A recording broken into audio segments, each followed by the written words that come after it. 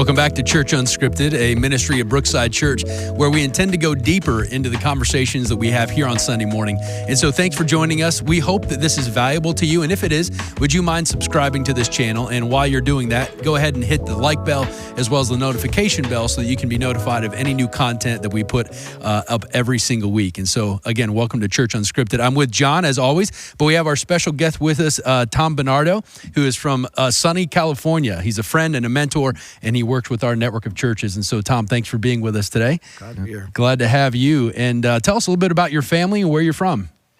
Yeah, well, I'm originally from the East Coast, New York City, moved to the Midwest, met Christ in the Midwest, met my wife in the Midwest, so that was a good experience, and spent a lot of time pastoring in Central Ohio. Mm-hmm. But live on the West Coast now for the last 7 years. And Marcia is my wife. We've been married 38 years, and we have 2 grown daughters.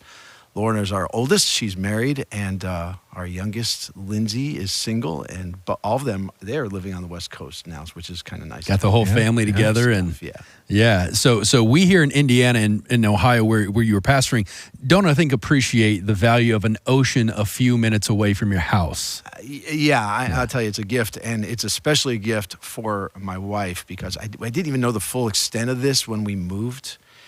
But you know how some people, they just have a place where they connect with God. They kind of just fills their tank, become alive. Yeah. That has been true for Marcia when it comes to just being, she doesn't even have to get in the water. She will just she'll go and walk by it. She'll do quiet times by it. She'll call me and say, yeah, I'm at the office for a few hours.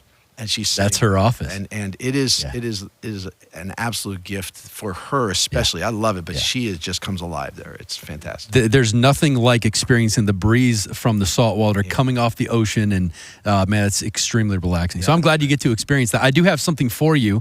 It's just a way of saying thank you for being with us today. Oh, okay. Yeah. So the first thing is have a Brookside shirt. Oh, and it just has Fort Wayne and I don't know if it's the right size, but I just wanted to give it to you. So there's one thing. Thank you. And then, you got more than one. Well, I got another thing. This is just a Brookside sweatshirt. Goodness. Just to say thank you. So on the chilly nights in California. We have them. And you have them. Yes. You can put this on and rep Brookside will across proudly represent Brookside. Yeah. On the West Coast. On the West Coast. I hope People you will ask, and I will tell them. So if a Brooksider sees someone on the beach with a Brookside sweatshirt, it's probably you. I will tell them that you've got to go to this trip before. It's got to be on your bucket list. That's it. It's a good list. Israel trip bucket list. No, Europe trip, and then Brookside. There you go. Same bucket list. Yeah, and New York pizza. Okay. New York pizza. You got to put that on your bucket. John and Bleeckers, is that? There you go. Those huge slices. I know what you're talking about. That's it, man. Very good. Very like good. having the grease dripping down your. Sounds like a heart attack. How did we get to grease dripping down our arm? This has never happened on Church Unscripted. No, this is really important to talk about. You can take the boy out of the city, but you can't take the city out of the boy. Man, so you brought some of New York and Ohio and Michigan all the way to California with you. See, there you go. It's eclectic. Man of many states. So you probably haven't had good pizza in California because I used to live there. It does not exist. What? It does not exist. Why are you still in California? Well, I have to go back home and visit just to get a fix now and then. So my wife's got the ocean. I've got the pizzerias in Brooklyn. Okay. That's how it works. Sorry to hear that. Yeah. I guess our Papa John's just doesn't cut it for you. Not quite as spiritual as everybody else. I get it. But, well, hey, let's dive into the message. So take a couple of minutes or however long you want to for anybody who's watching this that didn't get a chance to actually be here or listen to it online. Yeah. Give a brief summary of what you talked about this weekend. Yeah, well, you guys have been in this series, and I was honored to be asked to be part of it, about the table and what it represents and how we need to consider our table and invite people to the table, which speaks to a relationship and an invitation and acceptance and building that kind of component into our lives. And when you look at the encounters of Jesus at the table, there are a number of places it's always has been hugely significant, and you guys have talked about that inviting somebody to the table made a statement and an invitation. It was a statement about the value of that person. It said to them, you are important to me, and then there's an invitation to relationship to say, I want you to be part of my world. I want you to see how we function, and it's symbolized by what happens around the table. So we looked in Luke chapter 9, even though there's not a physical table there, at the feeding of the 5,000 and the significance of Jesus telling his disciples, when the crowd, they want to send the crowd home, he says, no, you give them an invitation to the table. You give them something to eat. Yeah. And so looking at, the whole principle of hospitality, which we have ideas of what that means in our culture. But the word that gets used in the New Testament and the principle from the Old Testament law is to have a mindset and a value in your life that says you reflect the character of God in this way. That you say, I'm going to treat strangers in such a way that I'm going to regularly make it part of the fabric of my life. Yeah. That I invite people not just to a meal, but to an invitation into a relationship with me. And they're going to get to see the authentic person. So we looked at some principles we could draw from what Jesus did in that encounter. And I just kind of drew 4 things that you could say, don't wait to make this happen in your life, right? And the first one is don't wait until you're asked, because they weren't asking. And Jesus said, no, I'm looking for opportunities to do that. So don't wait until you're asked. Don't wait until it's comfortable. It wasn't a comfortable setting. They didn't have everything lined up. Yep. There were 5,000 people there. It was not comfortable Plus at all. women and children. It was proud. I mean, so when we consider, well, I'll get to that as soon as I've got things in order. Right. That'll never happen. So we have to think about, when is it? How do we live out some value that we don't wait till we're comfortable? Third one is that don't wait until there's a payoff. There was no payoff for Jesus and his disciples. He was trying to keep his ministry quiet. He didn't need notoriety. He didn't need to make headlines. There was no payoff. All that happened there was those people were filled to satisfaction. Yeah. It doesn't even say that they got more credibility with those people for him. They just did it. And the last one, was don't wait until God has kind of completed his work around your table or in your life, because when Jesus invoked God's presence and involvement in that setting, he still hadn't done the miracle yet. They didn't have enough to do it. And the principle we can take there is, we tend to think I got to have everything in order, or I don't want people to see what happens behind closed doors. And the whole point is, no, that's part of what the grace of God does. You invite people to see kind of like, this is incomplete. Right. But at the same time, you're inviting them to see, but we've invited God into this space, and we just want you to see how he's doing that where we live. So that when we put those things into practice, it doesn't just feed people externally. It gives an invitation for people to see the character, what God is doing in our lives, and then to see the character of Jesus himself, who has done exactly that with us. He has invited us to his table when we have no business being there, when we aren't asking, when we're going our own way. So we can mirror that. And if we want to live like Jesus lived, which is, I think your whole theme around here, I love it, is Jesus-centered everything. Well, that's what it means to have a Jesus-centered household and a Jesus-centered lifestyle, is that you build this in and you make that a part of the rhythm of your life. That's the invitation and the call, really, of Jesus, to have a Jesus type of hospitality. That's beautiful. What I think he had to give us a lot of challenges this weekend, and I think they were all good. Although you didn't make it overly burdensome that people were like, man, that's too much. So I appreciated that. One of your first challenges was actually in the definition that you gave as you parsed out the Greek word for hospitality. What's the word? Right. Philoxenia. Right. Which translates as xenos. Yeah. Philos is the Greek word for affectionate friend, brotherly kind of friend, somebody who's a family member, but somebody who's a deep friendship. And then xenos is the word for stranger.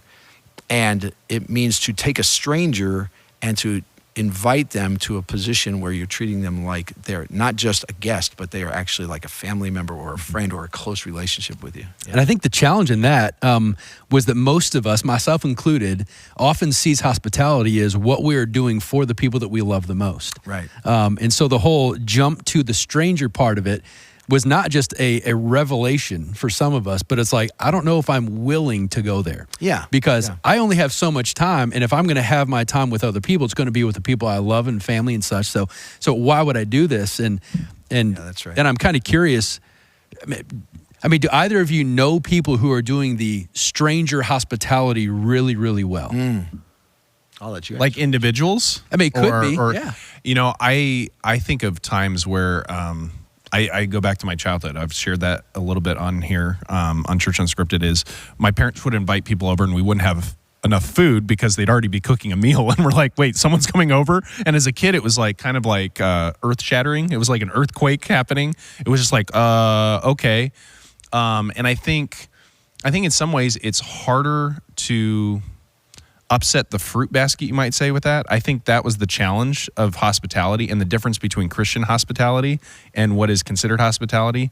Because when I look at the term hospitality or the hospitality industry or any other way it's used, you're doing it with all the things that you described in the sermon that you're doing it because it's going to have a payout. Right. It's going to be comfortable. It's going to be this. And I think at least the general theme and challenge is when you have those opportunities, you need to invite people in. The challenge at the end of the sermon, I think, was the only way to apply it. So people doing that consistently, I mean, I don't know many people that are like, hey, I'm going to invite someone over that I've never met before. I mean, as a pastor, I do it frequently because there's people I've never met before. I mean, Eric, I'm sure you do as well. It's just something that we do. But if that model was applied to the whole church, I think it would be revolutionary. I think we would see more people getting saved. I think we would see opportunities to share our faith that we may never have in any other context because people are like, why are you treating me so good? Right. You know, Eric and I were just at something and the person described friendships like this or, you know, connections as fridge friends. Right. Right? And you were there too, Tom. They can open the door of your fridge without asking and check. And I feel like fridge friends is a good example of if a stranger comes in your home and they open your fridge, are you freaking out or are you just inviting them in even more? Right. This is going to make me sound really old, but I always think of Eddie Haskell from Leave It to Beaver, okay? So some of you watching may know that reference. It does make you sound old. He basically would always... Is he the youngest of all three of us here? Is he even allowed to say that? I am the youngest. Yeah. I watched old TV shows when I was a kid. So he would always come in the kitchen door. The kitchen door was unlocked. He would come in the kitchen door, come in the kitchen, and he was super annoying. Right? That's what the kind of the point was of his character. And I always realized the tension of him being annoying and then the Christian act of him just being invited into their home whenever he felt like it. Another generation saw Kramer do the same from thing. Seinfeld. Yeah. Seinfeld. Amazing. He just opened the door, you know? Yeah. And you know, most of us would look at it and go, I can't believe Jerry just lets him open the door like right. that. Now here I'm going to say something counterintuitive about this. It's a really good point about the whole thing about, actually finding somebody who does this. When we redefine that kind of hospitality, which says that I'm going to look at a stranger and I'm going to treat them like I'm going to give them a value without any expectation, I actually think introverts are better at it than extroverts. That is fascinating. You got to talk more about that. Because extroverts are the people we hire to stand at Costco. Right. All right. And so, if you're at Costco and you walk by that thing where they've got the display, everything in me is going, avoid eye contact, because I know you don't want to be sold they're going to be but they hire the people who are the naturally friendly people, the people who are going to, because naturally friendly people are the ones who are most apt to be able to maneuver that relationship toward another end that they want to do. Introverted people don't want to do. They have no part. They don't want to do any. In fact, introverts probably don't like the series very much, right? But here's what I've seen. And when I think of the people I know who are best at doing this, you watch an introvert who might be in a setting and you never even notice, but the next thing you know, they happen to just have a casual conversation with the person. It's usually one-on-one. It's not with a group. It's usually not walking up and sticking their hand and introducing themselves. But introverted does not mean uncaring, and it doesn't mean impersonal. It just means you're not wired to go out and be aggressive that way. But when an introvert has that conversation, and so I'm thinking about several introverts that I know, and they're the ones who are like, it's almost like covert operations. And they don't even know, they don't, the thing is, they don't have an agenda doing it. All they're doing is saying, well, I was just sitting next to this guy and they made a comment and I made a comment. And it's disarming for the person they're talking to because they don't sense, like I do when I'm at Costco, oh, you're just trying to sell me something. Anytime somebody walks up to me and they're overly friendly, I go, you're up to something. That's right. But those folks are just very much more sincere and interested. They ask questions.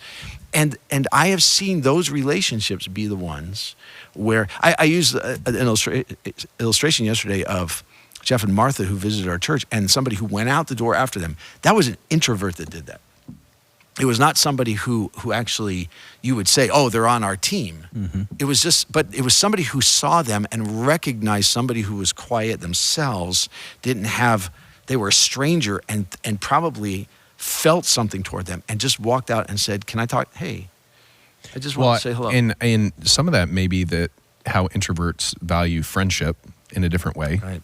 And the reality of an introvert's not going to talk to 10 people, so they're going to be more intentional about the relationships that they're drawing in, and they're probably going to be more observant of others because of that, because they won't want to, speak and open up a conversation like, oh no, I'm here for 30 minutes, I'm exhausted already. Yeah. They'll be very strategic in how they say things. Yeah. And I've seen it very much the same way you're describing it. If you were to look at me and my wife, I'm the extrovert. Yep. And I go and I talk to people, and the one person that she draws into our home, she's like laying out the red carpet basically for it. And I'm like, wait, we don't even know these people yet. And yet she models it for me to see that. Exactly right. And so that's why we need to kind of reconfigure this thought that, because we're talking about a table and we tend to think, oh, well, you got to have a big meal and it's a big deal. And, but the same thing happened when we were planting our church in Columbus, Ohio. I would be out busting the pavement trying to it was miserable. It was hard work. It was like, I'm trying to meet people. I'm trying to create relationships. And this happened on multiple occasions. I pull in the driveway of our house. I walk up and my wife is on the front we had a porch, and she's sitting there having lemonade with one of the neighbor ladies. And my wife, and it's the same thing. She's like, she doesn't want to be in front. I'm like the outspoken guy. Yeah. And they're like, and even the point of like, they're opening the Bible together. And I go, how did you do that? She goes, well, I was just in the yard and I saw the neighbor and she was expressing hospitality. Like she was saying, hey, she got acquainted. Or she would go out with our children when they were young and they would just be at the park. Yeah. She wasn't making loud announcements or just immediately saying, hey, come to lunch. But she was seeing a stranger and treating the stranger like they were a familial friendship person who they valued. And she's an introvert. And she's an introvert. Yeah. Yeah.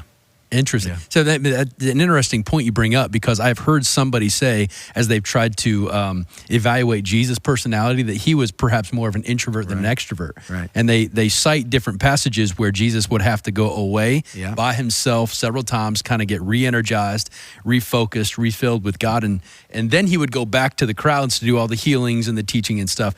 And I'm wondering, okay, if Jesus is the personification of what hospitality looks like, and he is perhaps an introvert that needed to get away, then that's an encouragement to all of us who are introverted as well. That's exactly right. And here, notice there's something I didn't really unpack at all yesterday, but the setting for this whole thing that happens in Luke 9, if you look at the parallel passage in Matthew 13, what has just happened there is Jesus just got word that his cousin was murdered. Mm-hmm.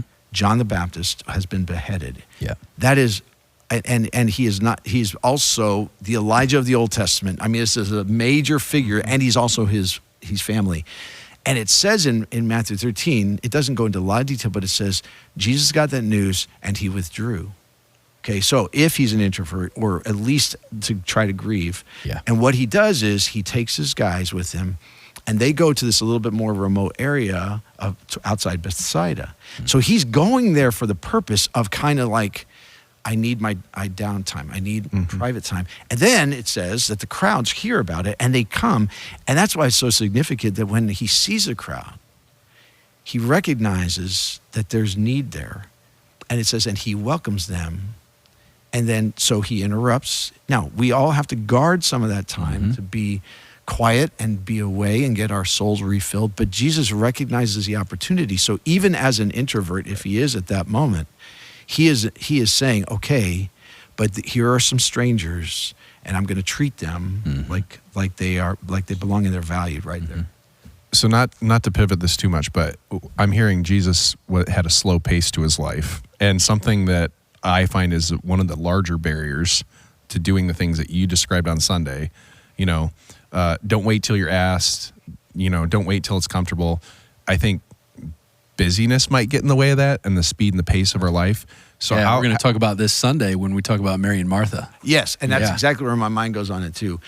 And I don't want to cut you off. No, that's fine. But I think that what we tend to do with this is we want to compartmentalize our hospitality and say, okay, I've got to add another box. I got all these boxes, and I'm always trying to like stack them, and always trying to make sure they're all filled. And now you're telling me I got to add another box. Yeah. Okay, that is not what biblical hospitality is, because Jesus didn't create this event. He just welcomed people into the space he was already occupying. So treating somebody like a stranger doesn't mean, oh, now we're going to put on a show, or we're going to put on this. I got to cook up my special stuff. Sometimes it's like, no, you're just living your life. So you're not creating more space. You're just inviting some people to be around you when you do that. That may be a little more uncomfortable because you're not as familiar with them. It's a different kind of intentionality in the rhythms you already have. But you have an authenticity to yourself that says, I'm not going to act any different with you here. I'm not going to get my kids to behave differently. You're going to just see our life. Yeah. We're going to eat anyway. You want to just hang out with us while we eat? You talked about, your family didn't have extra stuff, right? Well, neither do these guys. God will provide, right? Yeah. And so you just say, well, just come on over and we'll figure it out. Yeah. You know? So we talked about Jesus' personality potentially being introverted versus extrovert, so forth. And I want to ask a question about the larger personality thing. So how does personality play into hospitality? The reason I ask is because some people, if you're familiar with the Enneagram, they might be in number 7, which might be more extroverted perhaps, but they're like the partiers. So like bring everybody over all the time. I don't care. Let's blow our bank account. Let's buy all the pizza we can, right? So they love the party. Other people are like, man, just being with people for an hour or two drains the life out of me. So how does personality play into this call, perhaps even an expectation for the follower of Jesus to show hospitality? Yeah, and I'm going to start at the end and then work back from that question because it's a good one. I think the end of it is that we should not judge other people's involvement in this based on what makes it look like we're being hospitable because of personality types. Because some people would say Levi or Matthew was probably a little more extroverted because he meets Jesus, he's called, and you may or may not like the way they depict the character on certain videos. But in Matthew 9, the first thing he does is he throws a party. He's like living out the hospitality by going, hey, everybody, come on over. Man, meet this guy. So perhaps he's a little bit more of the Enneagram 7. He's the kind of guy who says, oh, I've got I come alive by doing this. There are people who absolutely love hosting people and stuff like that. Well, for them, go out and pull out the good china. Go ahead and put up the balloons. Go ahead and make it a festive environment if you like. But for others, it's just very much like you would say, well, are they hospitable? Well, I've never heard them call it a party. But they're still doing it because here's the difference. There's a value in their heart toward the people they see. So the value is there, and the value transcends personality. So I can be external or internal. I can be articulate or quiet. I can all kinds of things. But if the value is there, it's going to bleed out through the channel of my personality toward the people I'm around. So in essence, there's no cookie cutter hospitality. We might have an external idea of, we need to invite people over to our house immediately. And honestly, I know when I hear hospitality, I feel the pressure to do that a lot. But the reality is it's more inviting people into what's already going on. So that might be talking to someone at the grocery store. That might be seeing someone in need and actually not, basically not saying, I'm not going to do anything about this, or actually stopping on the side of the road or something like that. And we've talked about those things in the series before. But I think what you're getting at is hospitality is not a one-size-fit-all. This is what you have to do. Yes, I mean, and here's where we're talking about value. We're talking about an internal character thing. So it comes from your heart. And so what it really even starts with is, what is your perspective when you look at somebody and they're not like you and they're a stranger? Because in our culture, we're trained stranger danger as children. Right. Well, that just intensifies as we get older, and we don't admit it, but we don't trust. I mean, I speed walk, right, just to try to get some exercise. And I went on one of the river walks here in Fort Wayne while I've been here. Beautiful little trails they got along the river. And as I'm walking, and it was early in the morning, And as I'm walking, I start to see a figure coming toward me, and I realize this is kind of a secluded area. So this is where I have to confess this. My first thought is, where's my escape routes? What do I do if I'm attacked? I've got this sense, my first assumption is that's somebody I should be afraid of. That's somebody I'm not giving value to, as opposed to that's an image bearer of the Most High God in front of me. That's right. So is hospitality about dignity of Absolutely. other humans? Absolutely. So you're giving everyone dignity. Yes. Yeah. So maybe hospitality starts with a perspective. It does. You have to you have to and this is where we need to be honest with ourselves and confess it and say, okay, God, no one wants to be called a racist. No one wants to be called a bigot. No one wants to be called, but come on, let's be honest. We carry mindsets when we see strangers, especially if they don't look like us or they're not from the same backgrounds or we've heard the stories in the news. And to make that shift and invite God to do that in my soul, to say, would you do something in me so that when I'm walking along the grocery store or I'm driving and I have this default adversarial mindset because I have people, we're all angry at each other when we do that, and there's you are not a good person. I've just already, God, would you do something in me so that when I look at these people, C.S. Lewis said, you have never met a mere mortal, right? You've met a person who is a carrier of the image of God, and that person, God is just. He is absolutely head over heels in love with that person. Do I really think that when I look at them? And is there some way I can look at them and say, God has a plan and a desire for that person. Now, this doesn't mean everybody I walk by, I have to go up and go, oh, you're so special. Oh, I want but do you do it with anybody? Right. Just start with somebody. Yeah. But it starts with that internal value of that person and the quality of the dignity of life. So a few years ago, me and my wife had a Friendsgiving that we thought was going to be 20 people and ended up being 60 people at our house the week before Thanksgiving. My wife's watching this. She'll remember quite distinctly. And so you said your wife's an introvert. Yeah, she's an introvert. And we started passing out who was going to bring what. It wasn't just us doing all the food. And she forgot to have anyone do gravy. And it was the funniest experience. We laugh about it now. It's like 60 people here. We got mashed potatoes and turkey and stuff, and there's no gravy. And everyone's like, where's the gravy? And it's the moment where my wife, as the introvert, is like, oh, I can't believe I forgot gravy. She was like ready to go to the store, and I'm like, no, stay here. We're doing this for a reason. And in that moment, part of what we decided to do was invite over all the single people that we possibly could, that we could think in our circle, and people that maybe weren't able to go home for family, maybe college students and things like that. I think that some of the barriers we have is that was uncomfortable. Like, I'm not single anymore. And I also know that some people are hurt by having conversations about couples and this and that and burdens from the past, or maybe they lost a child or whatever. There's all these minefields of conversation.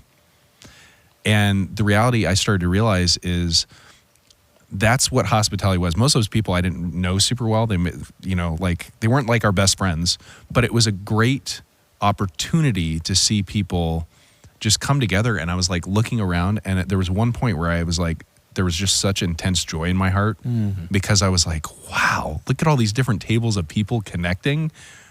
And we had part in this. We didn't do this. This was God doing this, but it was like, we had a part in this. This is amazing. And I think that's what brought my wife from being, oh, this is exhausting, to, oh, this is exciting. When everyone left, we didn't even clean things up that night. We cleaned it up in the morning. We're like, this is so crazy. But in that moment, it was like, man, that was awesome. Like, we had so much fun, so exciting. I've talked to her about a block party. She's the one who started a block party at her old house. She was like, hey, let's invite everyone over. And it was really chaotic. I think what you're illustrating is that hospitality is not always easy.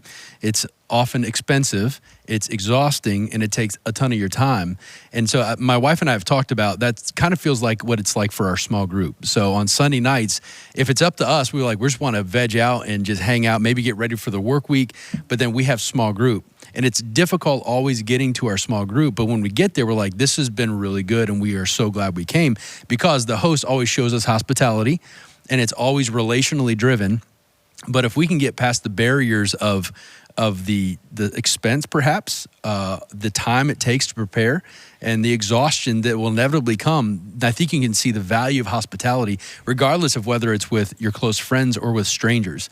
And so I like how you're talking about taking the normal rhythms of your life and inviting people that are strangers into those things because you see them as image bearers of God. So if your rhythm is on Friday nights, we do board game night. Then instead of just inviting your friends or neighbors, invite somebody else into the game night that you don't know very well. And that's an act of hospitality. And if you love to cook, I mean, invite somebody from your work that you don't know very well and give them the best food that you can cook. And so I love this idea of figuring out your personality, your rhythms, and inviting people into those rhythms. I got a question for you about your stage of life now. Yeah.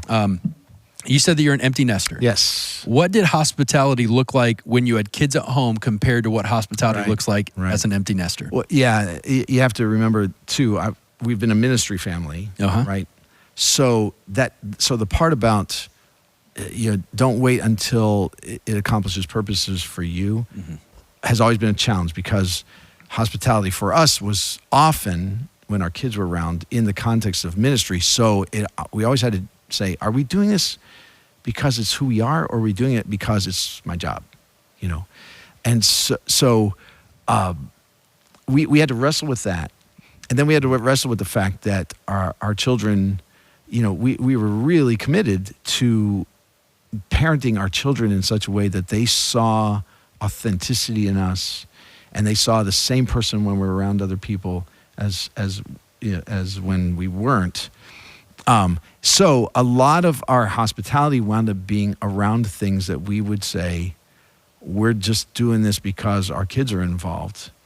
And we would invite, like you'd mentioned, inviting some single people over because they might not have any. Well, we had a number of folks in our circle that didn't have children, and rather than say, well, we don't want them to feel bad, we would say, well, what are we doing with our kids?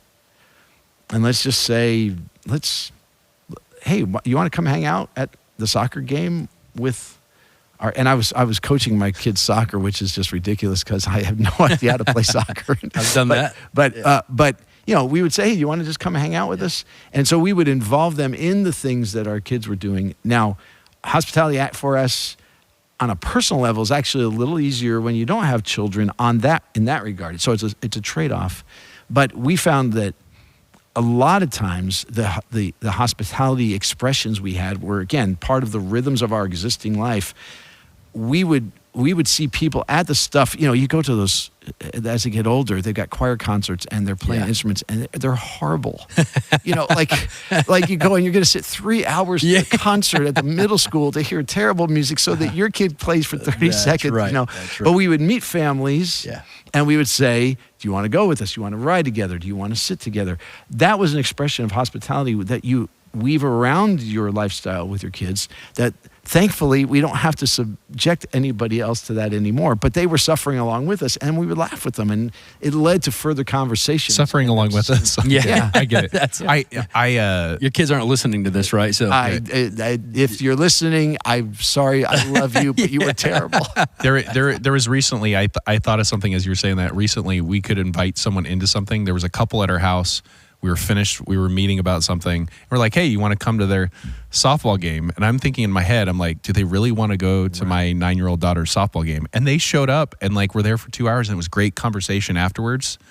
They got to meet some of the softball parents with us, and I'm thinking, wow, asking that even for me as an extrovert was awkward. I was like, do you really want to do this? But the reality was there was some fragility to it. Like, are they going to say no? And we shouldn't be offended by that, but and that brings up another point that, there's the narrative does not go into great detail about what happened, but there's no record there of did meaningful conversation happen?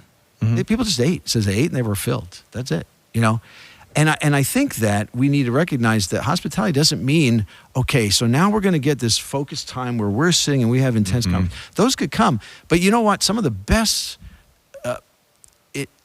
some of the best outlets for building the kinds of, you're seeing your life in motion is when something else is going on and you're just experiencing it together. You know, when people sit around a fire, they open up sometimes because they're not looking at each other, they're looking at the fire, right? Well, that can happen too at the soccer game or at the concert where you got this thing going on. You don't have to like be intensely looking at each other, but the next thing you know, something gets said about what's going on there in their life. Mm-hmm. It's kind of just thrown out there casually.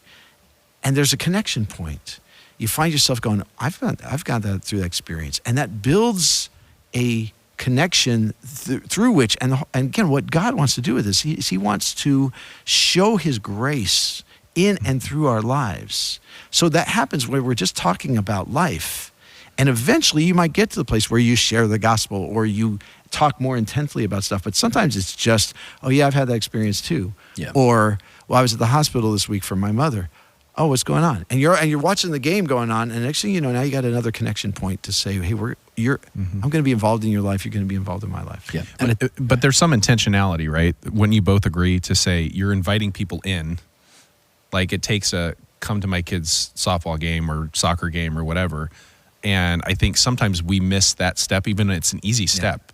Like, and no pressure. Well, it seems like it doesn't seem like an easy step sometimes. It just seems like, oh boy, that's a big thing. You know, people have got their ideas about, well, we all know our circles. And if you ask me a personal question or invite me to a certain thing, you're crossing a boundary, right? Mm-hmm. But that's where we have to say, okay, yeah, you win the right to be heard a little bit. But at the same time, most people I've experienced, when they get invited genuinely into relational connection that goes further, there's a longing for that. Yeah. Mm-hmm. I mean, there's an unquenched desire going on with them, and they go. Mm-hmm. I mean, I told the story about this couple who invited us over, and then they opened up the trifold thing, to sell us stuff. But when they first invited us, we were like, "Oh my goodness, that feels so good." Like somebody actually wants to hang. And I think people, even in a very secluded, maybe even more so in a very secluded culture where everybody's behind their keyboards and screens and we text rather than call and we don't have personal connection, there's this deep desire we have for that kind of connection, and people will respond. And I think that's probably, what separates Jesus-centered hospitality from the rest of the world hospitality, because I think what we're describing, the intentionality, the inviting them into our homes, there's a lot of people who do not love Jesus that do all of that stuff. Yeah. And they do it for the purpose of, I want to help you, I want to encourage you and support you. But I think the difference is, what you're describing is we're using our faith as a way to represent God's grace and personhood to the person. Right. And so we might be doing the same things as the world does when they show hospitality, but the end goal is significantly different. Absolutely. And so that leads me to another question. What if we're in a scenario where we don't necessarily have a home to show hospitality in? We talked about inviting to a soccer game and so forth. What if there's a college student or even a high schooler right now who says, I want to learn hospitality, but I don't really have a home to utilize in this? How do we show hospitality outside the home? Because Jesus, I don't see anywhere in Scripture where it says Jesus had a home. Right. Now, you could understand, I guess, or that he invited anybody to his home. Absolutely. Right. But he did say, foxes have dens and birds of the air have nests, but the Son of Man has nowhere to lay his head. I don't think that means he was homeless per se, but I do think he showed hospitality outside the context of a home and a physical table. And so what does it look like to just live hospitality when you don't really have a platform to do that? Yeah, that's good. I think later on in the series, are you going to talk about Zacchaeus in this series? I believe so. Yeah. Okay. Does it strike you funny that they got the whole thing and he's sitting in the tree and it has hit me a couple times that Jesus goes, he says he's rather presumptuous. Yeah. Hey, coming down here. I'm coming over. Yeah. Like, you weren't invited, Now, he's the Son of God. Maybe he knows his heart, all that kind of stuff. But I think there's a part where when Jesus does that, he's not being selfish. He's being hospitable. And he's saying, I would like to invite you into a connection point with me. And so in that regard, it doesn't matter where you live. It doesn't matter what you have. It is you're presenting yourself. You're present. You're going to be present with someone, and you're saying to someone, I would like to just be present with you. So sometimes hospitality is actually saying, hey, I heard you're doing that thing. Want company? You know? And but we don't do that. I mean, my wife's personality, I'll go back to her. She would be like, you invited yourself over to someone's house? Like, she would have a panic attack thinking about it. So hospitality has risk. Sure. It does. We have to understand it doesn't always work out. We could tell stories about rejection with offers of hospitality. My Uncle John in New York City, he used to do this all the time, where he would say to our family, or he'd say to other people, he goes, hey, and he would use that phrase, hey, you want some company with that? People don't generally turn you down. Like, no, I don't want your company. Right. I can't stand you smell bad. They're not going to. Yeah. But he was such a winsome personality and he was so sincere in it. Well, people they were honored, And our culture needs more of that, but there is going to be risk at it, because you've got conditioned folks now who say, no, only where you're invited. So you want to force yourself on somebody. You don't want to be pushy. And if your wife is concerned about that, it might be because she's going, you're just too aggressive on it. Well, okay, fine. But try it. I would say try it. You've got to break your pride for that. Go. If a college student is watching this and they can't make lunch for somebody, I would say, see, just do an experiment. See what happens if there's somebody in one of your classes, they seem like they're alone, or you don't know them. And if you're just walk up to another dude and say, hey, what's your name? Hey, where are you headed after this? You want to go grab a Coke? Just do something. And they might go, no. Yeah. No, I don't know. Who are you? And you go, I just saw you sitting there. I didn't know if, I thought it'd be fun to get to know somebody. Yeah. And sometimes it's disarming. They go, well, okay. Because the first thing, they're probably thinking you're selling something, which is why you can't lead. This is what we call pre-evangelism, right? Mm-hmm. You don't necessarily lead by saying, can I ask you a question? If you were to die right now, would you? That's not awkward at all. That's there might be times where that's appropriate, but most times you need to build a bridge with someone, like Jesus did, And then Jesus says to Zacchaeus, today salvation has come to your house, right? Does he recognize that Zacchaeus put his faith in him? Or is it the one who's embodying salvation has come to his house? But something significant happened. But his first thing was, hey, I'm coming over. I think that's what impressed Jesus about the woman in Luke chapter 5 I preached about last week, where the woman, the prostitute, walks into the home of the Pharisee, and then she begins to cry, and the tears fall on Jesus' feet, and she wipes Jesus' feet. She showed him incredible, the way I used it, I called it was scandalous hospitality. Right. But she had to be willing to not even ask for permission, just walk in and get to Jesus. I heard that message, and that was a great point to think. It wasn't just that she was overcome with emotion. She was taking a step, and she was exposing her true self and presuming to do that, knowing that she could be rejected at it. Yeah. So showing hospitality often requires you've got to be vulnerable and open with the people that you're with, even if it's a stranger. That leads to another question related to the video. I know you got some questions, so I'm going to throw this one and then let you kind of take some questions. But the video that you showed was, by the way, hilarious. Yeah. And so if somebody didn't watch it or couldn't see it, what do they Google on YouTube? Or not Google on YouTube. What do they type in? Yeah, if you type in on YouTube, Sebastian Maniscalco. Okay. Can you spell that? Well, Google will figure it out. It's M-A-N-I. He's a fellow Italian. Yeah. M-A-N-I-S-C-A-L.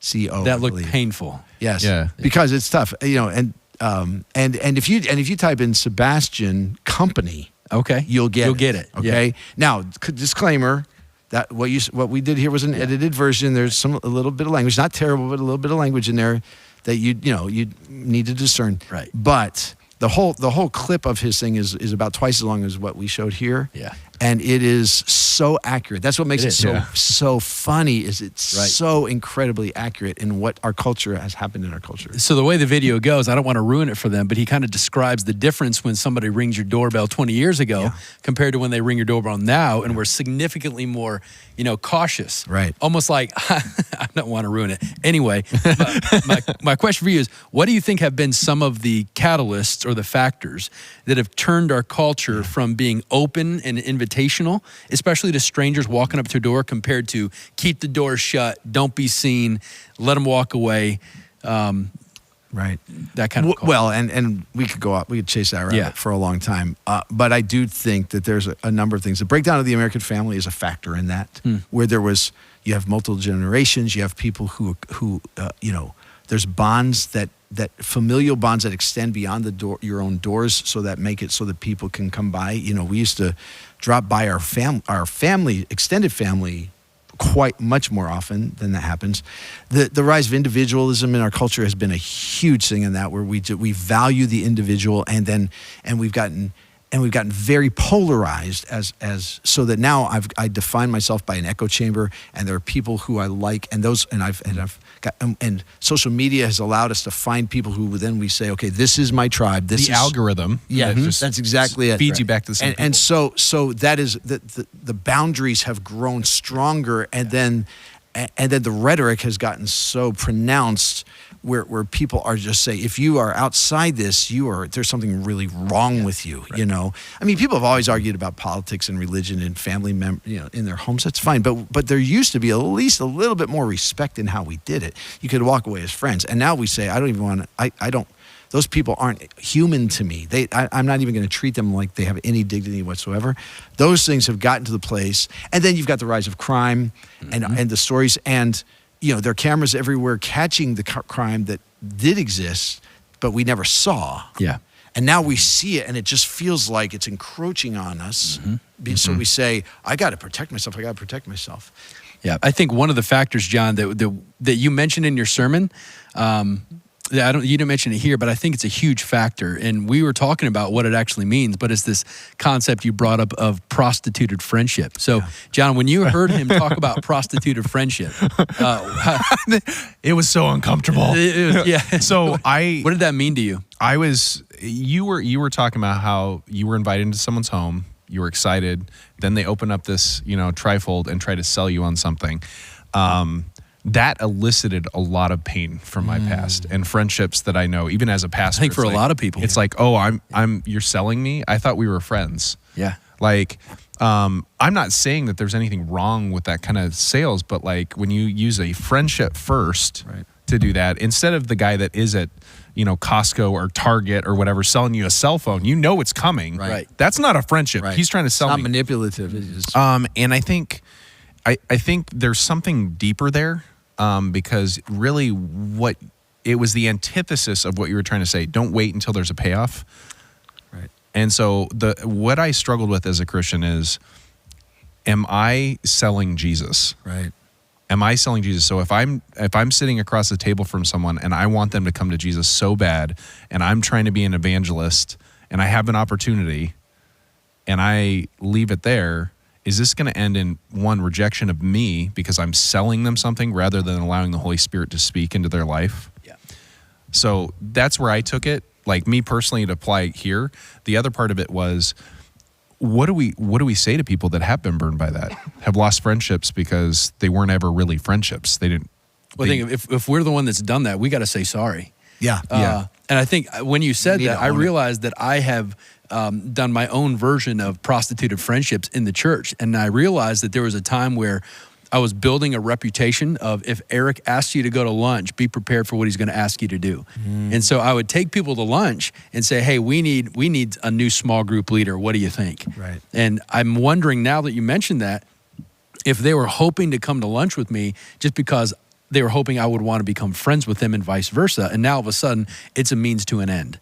I need you to be a warm body in a ministry setting, and once you say yes, then I don't have a need to have lunch with you anymore. And how do we negate that, though? Like, I mean, that's the culture of the American church. Well, what you don't do is you don't give up those meetings that you need to have to ask somebody to do something. Yeah. Right? I mean, that can be very appropriate. You're a leader. You're going to invite somebody to something. But I think this comes down to genuine authenticity and honesty. So if we've got an agenda, say you've got an agenda. Mm-hmm. Say it up front. The person, at least they know coming into it, okay, hey, there's something important I want to talk to you about a role in the church. Can we get together and talk about it? Great. But ask ourselves, how many times do I do that truly without agenda? How often do I get together with someone and sometimes when, I don't know, this might be overstating it.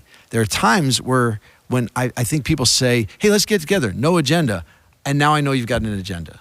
When you say no agenda, that's right. like radar. Right. Like It's not about the money. As soon as somebody says it's not about the money, it's about the money. Yeah. And if you say there's no agenda, why would you even say that? Why would it even cross your mind then?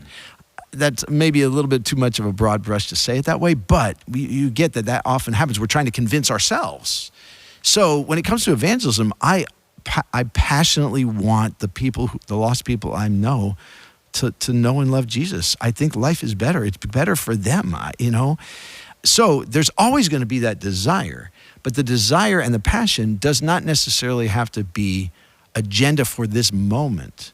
And the test of that is going to be, what happens when you build a friendship with someone and they don't respond? Does a friendship end? I think sometimes that's a way to maybe evaluate whether that's been happening. We had a neighbor across the street from us who actually eventually came to Christ. But, we got together and we talked football. He invited me over to watch football. Love football, great guy. And in my mind, it was like, I'd love to be able to talk to him about faith things, looking for ways to raise the flag. Okay, so that's always going on there. But after a while, he wasn't responding. And I even invited him to church one time, and he goes, you know what, I'm not into that. And he had all his reasons for it. And then that's where the test came. Because I found myself, and if I have to admit it, it's like my motivation's gone. Mm-hmm. Well, that's what I was getting at, is like, what do you do when... And so my wife helped me with this. She said, you can get together and watch football? And I go, well, she goes, why would you not do that? I'm like, I had no answer. And so I said, no, you know what? I want to value him as a person. And it was a repentance thing for me. I had to say, I have been fooling myself, not just trying to fool him. I've been fooling myself into thinking I really value him. And now I see that it's really more about this sincere thing I want him to happen, but as soon as that's not there, I give up. And then I wound up getting together with him fairly regularly after that. And then, interestingly, he hit crisis in his life. And he reached out to us. And he said, can I talk to you?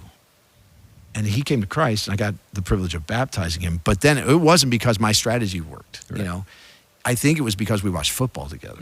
And he happened to know in the context of that my world was such that Jesus was a big part of my world, and he saw how he affected it.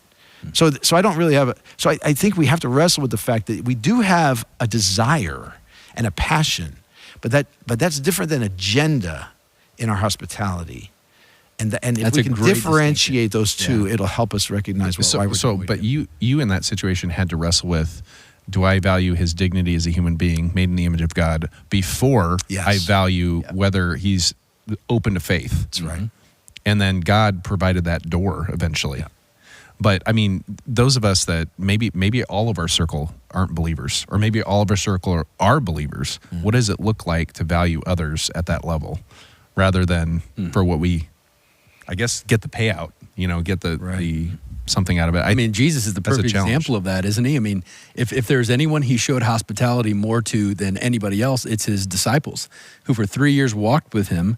But if Jesus was looking for the payoff, shortly after he invited them to follow him, he probably would have said, you know what, you're not working out. You keep blowing it. You keep losing faith in me. You keep going down the wrong roads. I mean, Peter's a perfect example of that. Even towards the very end, when he betrayed Jesus, disowned him 3 times, Jesus could have said, you know what, I made a mistake. I'm going to go find somebody else to build the church. I got the 4th pick in the draft. Yeah, they're going to come in. They're going to take your position. Exactly. Yeah. So, but Jesus continued to see their dignity before they actually started to pay out for the actual ministry. And you might even go so far as to say he did it without a certainty they ever would. Yeah. You don't have to, it's not a guaranteed outcome. Yeah. I mean, it was a risky thing for Jesus to say, okay, guys, the ball's in your court. That's right. And it all rose and fell with what they did with that. Now, the Holy Spirit had something to say about that, but that wasn't a guarantee. Mm-hmm. Yeah. Mm-hmm. So your last application was God. Don't wait till God has completed His work at your table. And immediately, because I love rap, I thought of like "Take Me as I Am" by Lecrae, years old. You probably heard that song. So you're smirking. Yeah. But what does it mean to invite God into those less desirable areas of your life? Yeah. Because I feel like that's kind of where that's going. There's some of us that are saying, man, I'm struggling with cursing, and the only time I turn off cursing is when I talk to my pastor, or I'm struggling with smoking or alcohol or whatever. How could I ever invite someone in? Because basically I've got to have this Christian life, or what people perceive as a Christian, rather than just I love Jesus and I'm pursuing Him. Yeah. There's a couple of ways my mind goes with that. One is it's important that we do some work to ask ourselves. I mentioned the little booklet, My Heart Christ's Home, Mm-hmm. which is, which basically depicts giving an invitation to Jesus to come into the house first. Mm-hmm. And to admit to ourselves that there are certain rooms He's not ever invited into, or seldom invited into. That I need to ask myself, okay, is Jesus invited into the incompleteness? Is there an active thing going on? So it's not, here's my checklist, is everything clean? Is He just present? And if he's invited and He's present, one of the things I've never understood about God, and I still would say, I don't get you, is He's so slow in what He does on my metric, right? Yeah. Why don't you move faster? And so why don't you get me cleaned up faster would be part of that. Why am I still struggling with this? Mm-hmm. It's not even whether it's completed or not. It's just, is it in process? And people who get frustrated, and I get frustrated saying, I can't believe I still deal with this part of my life that's incomplete. But it's not there's a day going to come when I'm complete. Mm-hmm. But if I read my Bible right, that day's not going to happen while I'm walking this earth. Okay, so it's not, the measure is not, do I have it complete? It's, is there movement? Is He here? Is He invited here? Mm-hmm. So to ask Him just to be here and to be present, and then to get more comfortable with saying, this is not whether on that day I quit smoking or not. Mm-hmm. And if somebody walks into my house, are they going to smell the remnant, or am I still struggling with this? It's like, no, show them that He's invited. Show people that He's active. And if we get, this is where our ego and our self gets in the way, because we don't want to risk what people will think, or the conclusions they'll draw if they see an incomplete setting. Yeah. You know what? Trust God with that, to say, no, the mess and the incompleteness may just be what triggers somebody to go, oh. Yeah. You mean I could have Jesus doing stuff in my life too? And I don't have to worry about having gotten to some place first, or even after so many years. So Sunday, after first service, I was talking to an older saint in our church, and I appreciated the conversation. I was talking with her, and she said, I just love that sermon because I'm a mess. And this was someone I'm thinking is like got it all together, right? When I look at them, I'm like, you're less messy than me, like you got it all together. And do you think like in her heart, she was hearing, I just need to have more an openness to inviting others in. Do you think that openness to Jesus, and like you said, not compartmentalizing necessarily, like letting Him into that, has a direct connection? People think people have to realize you're real. And look, first of all, let me say if that lady's watching, if you're watching here, can I say thank you? Yeah, it's good. I love that about you. Thank you for leading by example of somebody who's been around a long time and could easily present an image, and you chose not to do that. That says volumes about your life and your character and about your environment here. So thank you for that.